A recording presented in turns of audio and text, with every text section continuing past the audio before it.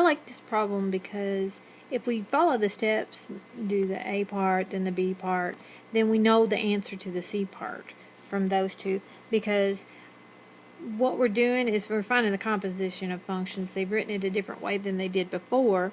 The first one we're finding f of g of x, and the second one we're finding g of f of x. So if we find both of these and the answer to both of these equals x, then the answer to C is yes, they're inverses of each other. If what you get for answers for either of them is not x, then the answer is no, they're not inverses of each other, because that's the only time that happens. They're inverses of each other when you find the composition of functions for both directions. You get x, just plain old x for an answer. So let's start with f of g of x, and I'll write it this way. It doesn't matter either way that you write it. It means the same thing.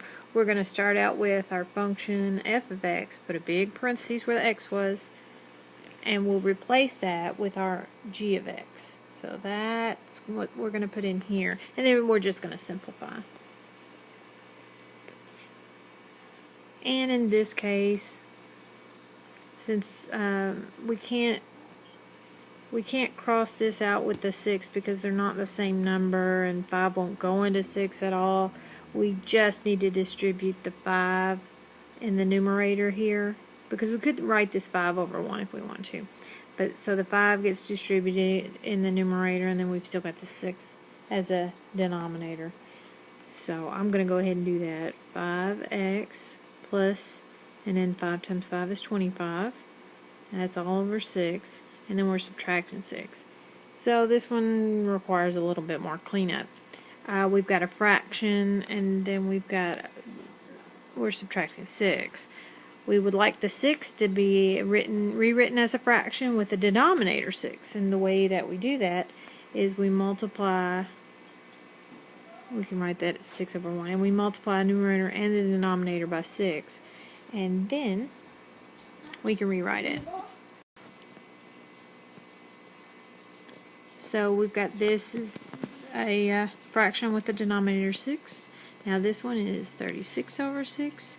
So now that they have the same denominator, we can go ahead and combine the numerators. 5x plus 25 minus 36. So we can combine the plus 25 and the minus 36. That's all over 6. So that gives us 5x minus 11 over 6. And you worked out the other one correctly, the g of f of x.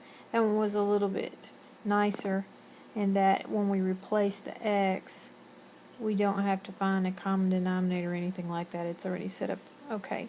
So we can just put in the 5x minus 6 here.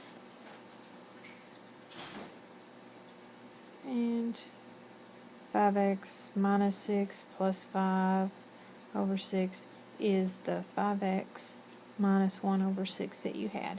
And since neither of these, but it wouldn't have mattered if either one of them had turned out to be x, if they're not both just a plain old x, if they can't be simplified till it's just a plain old x for both of these, then the functions are not inverses of each other.